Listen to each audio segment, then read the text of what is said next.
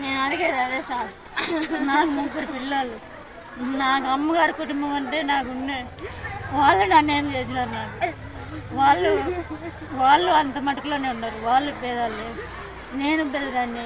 మా మొగుడు నాకు కూలి వాళ్ళకే పనికి వచ్చి వాళ్ళు ఇచ్చినది అంతా ఇంత మిగిలించుకొచ్చి తెచ్చే మేము మా పిల్లలకు చెప్పించిండు. ప్రసాద్ వచ్చిండు, నేను పోతాను మందు దారాన్ని పిలిచాను, మళ్ళీ వచ్చానని చెప్పించిండు పిల్లలకి. నాకు చెప్పుకున్నామని చెప్పించిండు. అంతే సెలవులేకి వాళ్ళు ఎవరినెవరిని తొడుకోమని 5-6 మంది వెళ్ళంట. 5-6 మంది ఆయన తొడుకొని పోయినరు. వాళ్ళ మందు తాగిలంట. చికెన్ అన్నీ తెచ్చుకొని తిని మరి వాడు కొట్టి బయట తెగింది తెలియదు. దెబ్బలు కూడా లేదు, కనుకుతాను దెబ్బలు కనుక కొట్టి చంపిండ్రు నా భర్తను.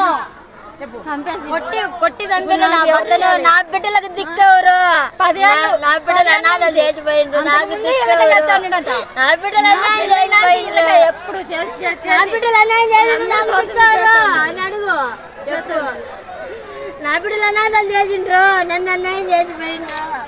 ఎవరు నాకు దిక్కు? నాకు ఏం న్యాయం చేస్తారో చేయండి. దాని మీద చేసుకొని తిన్నాము. నేనంతా నిన్న పండుగ చేసుకొని తింటా ఉన్నాం. మేము తిని మా ఊరు తింటా ఉన్నాడు. అంతలోకి వచ్చిండు ఆయన ప్రసాద్ మా ఇంటికాడికి వచ్చిండు.